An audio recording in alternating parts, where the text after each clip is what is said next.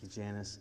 As a family of 8, one of the things that we do is to go through an awful lot of groceries. And because of that, one of the things that we are grateful for, though, are the existence of places like Sam's and Costco, because we're able to buy in bulk there. And at the end of the day, I like both stores because there's some stuff that one store has that the other doesn't, and vice versa. But one of the things that's a standout between the two stores that I really appreciate and leads me to perhaps appreciate Costco more is that their samples are markedly better. And if you have been to both stores, Costco's samples are significantly better and significantly more numerous. In fact, there are times I feel like that if you could time it right around lunchtime, you could kind of go through there and just cruise the sample area. And if somehow you could get them to give you a drink of something, you could just have lunch in the sample lines at Costco. And so it has been like that for some period of time until COVID hit. And once the pandemic began, that changed how everything was going on. And so it's not simply that we were wearing masks, but also that that we were bathing in hand sanitizer because we didn't want to touch anything. And so it kind of stands to reason that you don't want to put samples out if you don't want people to touch stuff. And so certainly at Sam's, they just kind of stopped. But what was interesting to me at Costco was this, and if you have been a shopper at Costco over the past year, you know what I'm getting ready to describe.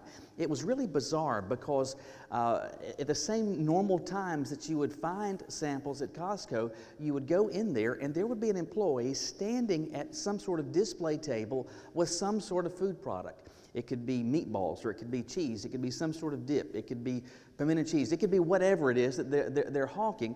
But that particular item will be set up there, nicely displayed, but they would have plexiglass around it, and it would have a sign that says display only. And there was an employee standing there working the table. I'm like, I don't get this. Like, your job is a sample server, but you're just standing there.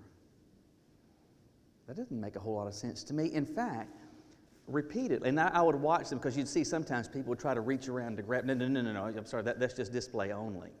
And so my thought is, in observing this and watching all this, is this, that's just kind of useless, isn't it? That doesn't make any sense to have someone serving samples that's not actually serving samples. They're just kind of, well, they're decorative. That's useless. Now, in the scheme of things, generally when we find something or render something to be useless, what do? We want to get rid of it, or we elect it, or we marry it. I don't know. You're just joking. Anyway, generally speaking, what we do, though, when something is useless, we say that is of no benefit, that there's no value add, and because of that, I want to jettison it. I want to get rid of it. There's no use keeping this because it has no benefit. It has no use. Now, that being said, let me ask you this. The fact that you are here today in person, and that those of you who are watching online, you are spending part of your day engaged in a worship service, either online or in person, suggests that you are, to some degree, a religious person, at least nominally, or maybe you're curious and you're just trying to get some answers, but you are thinking religious thoughts, you are thinking about matters of faith. And that being said, let me ask you this. Do you want your faith to be one? Are you interested in having a faith that is useless, of no benefit? I mean, hopefully you would say, no, I don't want that. I don't want any part of my life to be just useless. I want everything that's a part of my life to matter and to have consequence. And especially when it comes to matters of faith, I want my faith, I want my walk with God to actually be of consequence. Now, while it is the case that you may want that, it is entirely possible for a person to have. And maybe you here today or someone watching today, if the truth is told, it's not that there is an absence of faith, but rather the faith that is present is useless. So here's the question. This is what we're going to think about today. How can I tell if I have a useless faith? How can I tell if I have a useless faith? This comes to us as the end of a series that we started at the beginning of August that I've been calling Bad Religion, when good Christianity goes bad. And it's possible for someone to be very religious and to be very faith-focused, but the faith that they have to be useless. Hopefully you don't want that, so how can you tell if you fall into that category? Look with me in your Bibles today to James chapter 1. James chapter 1, and we're going to start reading just a couple of verses, starting with verse 26. James chapter 1, starting with verse 26. God speaks through James to say this: if anyone thinks he is religious without controlling his tongue, his religion is what? Useless, and he deceives himself. Pure and undefiled religion before God the Father is this: to look after orphans and widows in their distress, and to keep oneself unstained from the world. All right, so he's not just talking about religion and expressions of faith in general, but he's saying that it's possible to have an expression of faith that is useless. How can you tell if that's you? Based on what he says, the first thing I would say is this: you need to ask yourself, does my faith produce controlled speech?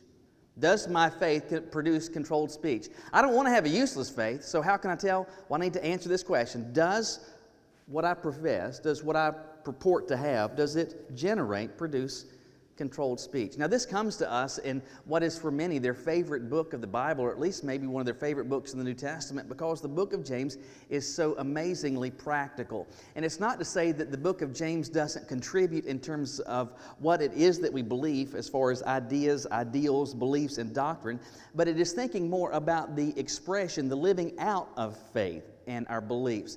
And that's why you see, for example, back in verse 22 of chapter 1, God used James to say this: to be doers of the word and not hearers only. So he's thinking brass tacks, where the rubber meets the road. It's not just enough to have right faith, right belief, to get stuff here and here, but that it demonstrates itself. It manifests itself in action, in the living out of your life.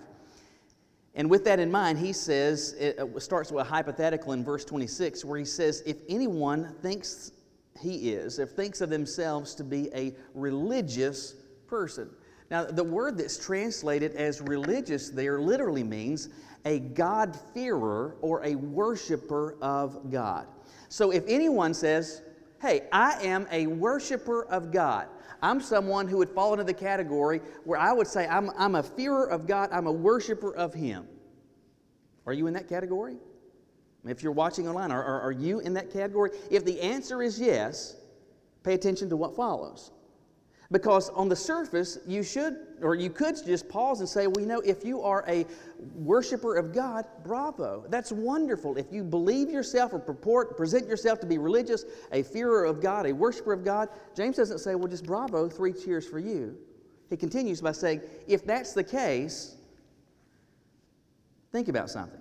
And that's this: if you fall into that category, but you do not have control over your tongue, if you are not controlling your speech, that what you are doing, that your worship of God, that your professions of the fear of God, they are what? They are useless. They are of no benefit. They are of no consequence. They don't really matter. You are wasting your time. Now, the word that's translated as controlling there is the same word that's used to describe what goes on with a horse when you put a bridle on it, when you control that big animal. I mean, you think about how much larger a horse is than you. It's amazing that you can control it. Why? By what you put in its mouth. And so he says that if you profess to be someone that has a personal connection with God, that you're a worshiper of God, if you're in that category, ask yourself this: does my experience of faith, does my worship of Him, does my professed relationship with Him have a byproduct that is described as controlled speech? Now, what exactly does that look like, to have controlled speech? Let me answer it this way. When I was in seminary, my second and third years there, I lived in an apartment off campus. And it had nothing to do with the seminary. It was just a little apartment complex there in Wake Forest. And I got over those couple of years to know at least the neighbors in the units immediately around me. And for whatever reason, most of them in this complex were senior adults. And so there was one guy, and I can't remember his name, but he lived across the hall from me. And we would talk if we were out and about at the same time, and we got to know each other a bit. And one day we were in conversation, and I said something along the lines of this: "Do you know where that's at?" And he says, "Do I know where it is?" I said, "Excuse me?" He said, "The question is, do I know where it is?" He said, "Where it's at, you just ended a sentence with a preposition. You don't end a sentence with a preposition."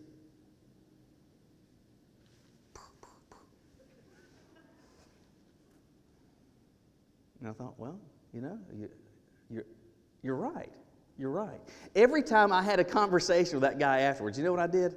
I'm telling you, I thought before I spoke, because this is a guy that is paying attention and wants to speak proper English and to use correct grammar. And to the extent possible, I want to make sure to this very day that I don't end a sentence with a preposition. I don't want to do that. And why is that? It's because I became mindful of the person whose presence I was in, and that affected how I would speak. If you are someone who professes to be a worshiper of God, one who fears God, who's in relationship with Him, hopefully you're aware of the fact that there is not a place that you can go where you escape His presence. Here, there, and everywhere, He is. If you are a real, meaningful worshiper of God and your faith is not useless, you will be mindful of that such that your speech reflects it. What does it look like to have controlled speech? I think maybe one of the best ways to think about it is, what does it look like to have undisciplined or uncontrolled speech? Let me ask you this. Do you find yourself having to regularly go and undo a mess that you have made with your mouth? I mean, do you regularly have to go to others and say, "I am so sorry that I said that. I'm so sorry. I just blurted that out without thinking. Please forgive me." Do you find yourself regularly in verbal confrontations and arguments with other people? Do you find yourself saying things that you would say away from here that in a million years you would want anybody in this room to hear you say? If the answer to those things is yes, that's a pretty clear indicator that the type of speech that you're operating with, it's out of bounds. And it's not how God wants somebody who says, "I am in relationship with Him, I'm a worshiper of His, I'm a fearer of His." Well, then that should be affected by what you say. Why is that? I think Vance Havner said it best years ago when he said this: "What's down in the well comes up in the bucket." And what we say is indicative of and reflects what's going on in the heart. And at the end of the day, if I am speaking in undisciplined, uncontrolled ways, that's reflective of the fact, not that I have a speech problem, but I have a problem on the inside. And the faith that I say that I have is woefully deficient. The walk that I have with God that I have, ultimately, God used James to say is what? It's useless. I don't want a useless faith. Hopefully you don't as well. So answer this question. Does the faith that you have, does it produce controlled speech? There's another question that you should ask, and that's this. Does my faith generate selfless service? Does my faith generate selfless service?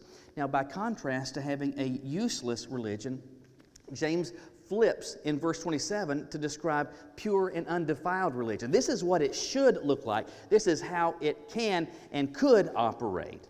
And that's this, that it looks like this, where you are looking after orphans and widows in their distress. You're looking after orphans and widows in their distress. Now, for this to make sense, you need to step back and to do some evaluation for a moment and realize, first of all, that 21st century American life is vastly different than first century Roman life. And one of the things that is the case, and it is especially the case in the United States after Roosevelt's New Deal policies that came about after the Great Depression, and then Lyndon Johnson's declared war on poverty, a whole slew of social safety nets began to be enacted in government life and practice, such that there are programs like food stamps, such that there are programs that assist with housing to provide free or low-income housing, an entire system where health care at reduced or free or no cost can be given. And this is just touching the tip of the iceberg, there are a stack of safety nets in our society and culture where individuals who are in economic need or distress, where the government has things in place that make sure those needs are taken care of. Young or old, regardless of where you live, there are places, there are systems in place to help with this. Now that's 21st century American life. That's not first century Roman life. And first of all, it was a particularly patriarchal society. And so if you have a woman who is married, in all likelihood, it would have been unusual for her to have been a landowner herself, and her primary responsibility would have been managing the affairs of the home, while the husband would be out working the fields or running the store, running the business, making this, doing whatever. So he was the breadwinner, and she was the bread cooker. And so that's what was going on. And if he died, if something happened to him, she was going to be in a world of hurt because she would still be responsible for the affairs of the household, but there's no income to take care of it. If you're a boy or a girl and mom and dad dies, and think about it, first century, I mean, what kind of medicine was there? I mean, there was almost nothing. It was like, here's an oil, rub some dirt on it, walk it off. That's about the best you could hope for. Life expectancy wasn't particularly long in the first century, and so if you are a little boy or a little girl and something happens to mom or dad, or mom and dad, unless other family takes you in, and if there's no other family, you're in a world of hurt. I mean, you absolutely are effectively helpless. You're going to be out on the streets and just hoping for and wanting the kindness and the generosity of others. When James talks about this, this is not a stretch to a first century listener. They would have known people like this. They would have observed people like this. In fact, some of them hearing this would have said, hey, I know what it's like to be in that category. And so James says, useful, meaningful religion, pure and undefiled religion, is to make sure that those types of needs, he says what? They are what? Verse 27, that you look after these individuals, that you make sure that these needs, to the extent possible, that they are met. Now that's inside the church, that's outside the church. But let me ask you this, why do you think it was that he specifically said orphans and widows? Why didn't he go through a whole laundry list of people that would have needs? I mean, someone who was physically disabled, or someone that had lost a job, or had been taken advantage of in some form or fashion. I mean, there's a whole laundry list of things that could have been described where we're just told orphans and widows. Well, I believe, first of all, that he's not talking and giving an exhaustive list, but there's a more general principle that's being communicated here. And how I would describe it is this. Last weekend, Labor Day weekend, there was a bluegrass festival. It's called Camp Springs. It's not far outside of Reidsville. And it went on Friday evening, Saturday, and then Sunday afternoon and into the evening. And it was a pretty poor lineup, and some of you may think that every bluegrass lineup is pretty poor, but anyway, Friday I thought there was nobody that I was really interested in seeing, and I had no interest in paying more money to buy a ticket for Friday. And so I didn't want to go, but Philip, our third son, really wanted to go. And he had been talking about, hey, I still think we ought to go Friday. I thought, can we go on Friday? And he had been getting a very consistent no from me.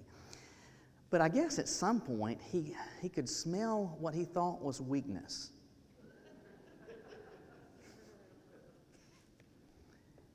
And all of a sudden, Philip starts doing some stuff.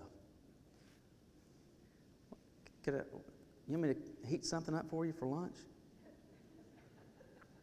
I had cut grass, and there was a spot down near the mailbox. Somehow I missed, and I said, I'm going to have to get the mower back out and cut that.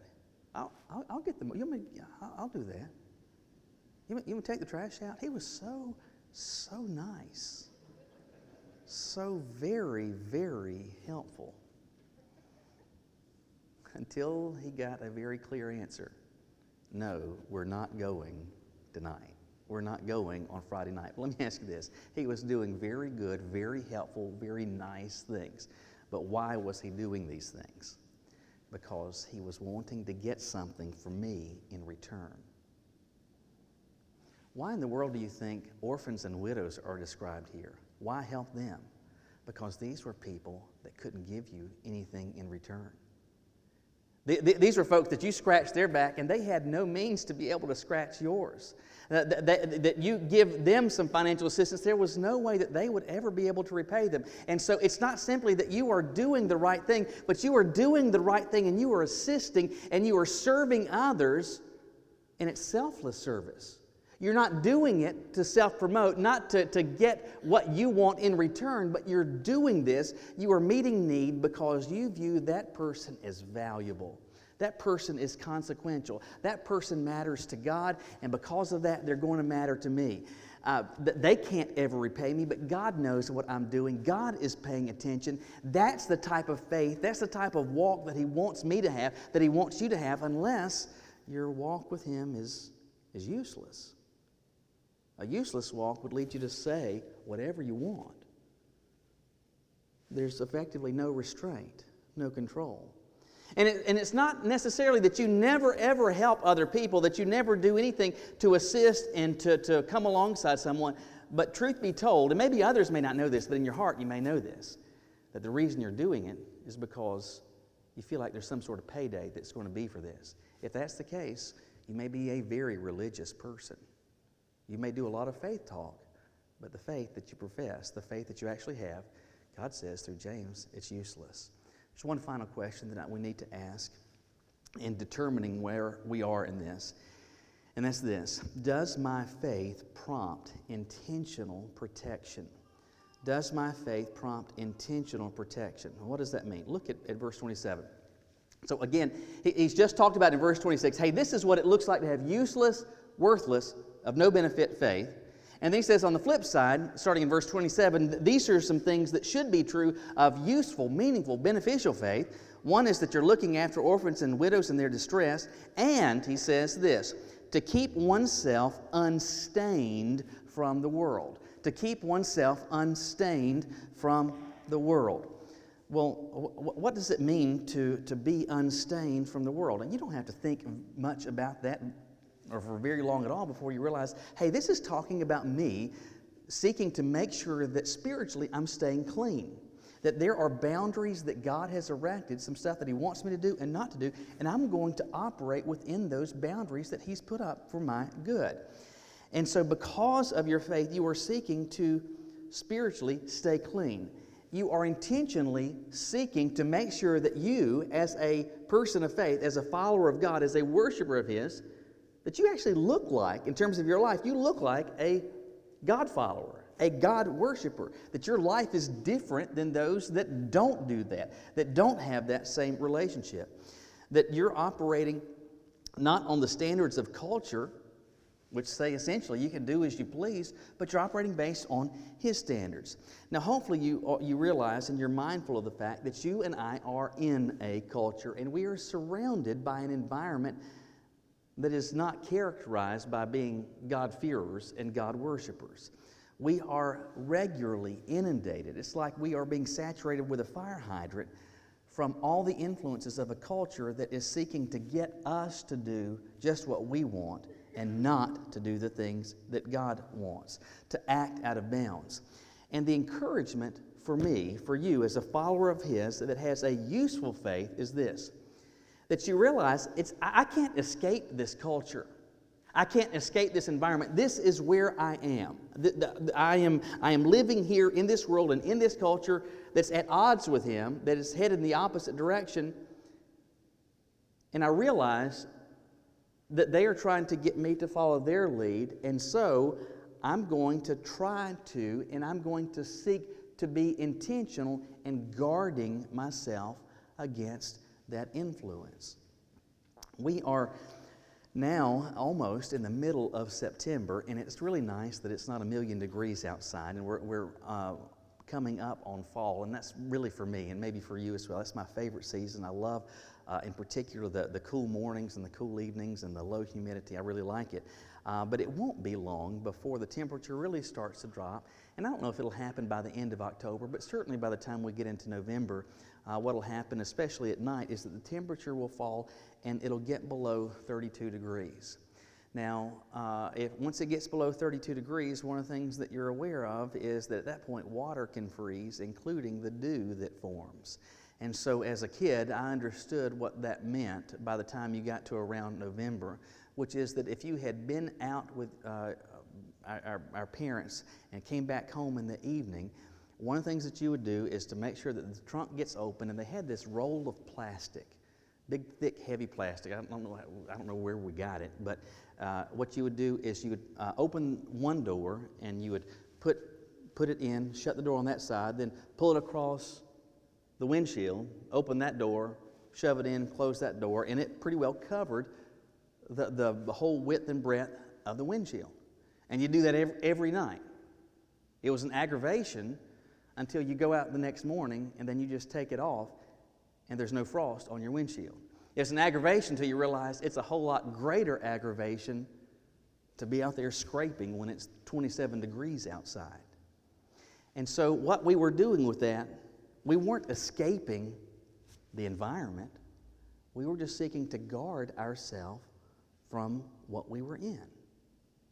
Seeking to guard ourselves, to protect ourselves in the environment in which we were operating. Listen, as someone, hopefully you are someone that says, I am a God worshiper. I'm a person of faith. I do lean on and I'm dependent on and I have a relationship with the Lord based on what Christ has done for me. That's true of me. Hopefully, the one that you have is one that is useful. And if your relationship with Him is useful and meaningful and actually has consequences, then you are going to intentionally seek to guard yourself from the environment in which we're operating. That doesn't mean that you go hide in a cave somewhere, but it does mean that you take intentional efforts to guard your heart and mind. What does that mean? I think it means operating with some discernment. In fact, some prayerfully based discernment where you say, Lord, I need your help in seeing clearly what I'm dealing with. Lord, I need you to help me to see clearly the environment that I'm operating in. And first of all, help me to see the people in my life that are within my circles of influence that could be pulling me astray. Maybe that's a boyfriend or a girlfriend and that relationship needs to change. Maybe it's a coworker and there's some boundaries that need to be erected. Maybe there are some safeguards that need to take place so that you mitigate or minimize the influence. That doesn't mean that you don't speak to them and that you treat them rude and you go live in a commune. It's not that at all. But you prayerfully say, Lord, help me to see relationships that are possibly going to pull me astray. Lord, help me to see, because keep in mind, we are saturated by media input. And I don't just mean like news media, but I mean entertainment and social media. And I mean, we've got these computers on our hips now that we used to call phones that we are just saturated, whether it's Facebook, Instagram, Twitter, it's the internet, it's all of these influences, and many of them are influences and are seeking to communicate a worldview and a position that's not going to lead me closer to God, but it's going to lead me further away. The person that has a useful faith, a useful walk with God says, Lord, I need your help, and I want to guard that. I'm not going to allow everything to cross into my eyes. I'm not going to allow everything into my ears because I realize you've helped me to see that those are threats, and I want to guard myself against that. I'm in this culture, but I want to stay as unstained as I can possibly be. Lord, are there habits, are there disciplines and practices that are common around me that I need to make sure that aren't part of my life, that I guard myself against those so that I don't get out of bounds? The person that has a useful faith, a meaningful faith, one that actually matters, they are intentionally seeking to put up some guardrails, intentionally seeking to protect themselves. Here in just a bit, we're going to leave, and when we get home, my family's going to have lunch. And one of the things that we're going to do with our 2-year-old is to put a bib on him. And the reason that we are is because we're going to intentionally seek to guard him from what we know could mess him up. Someone that has a useful, meaningful walk with God is going to seek to intentionally guard themselves against what could mess them up. Listen, it is possible that while you are watching this or that you are here in person, you might pat yourself on the back to say, well, I'm a religious person. I'm worshiping God. But it's entirely possible at the same point that you're kind of checked out. I mean, though you may be here or you may be watching this, you're kind of checked out because you say whatever you want.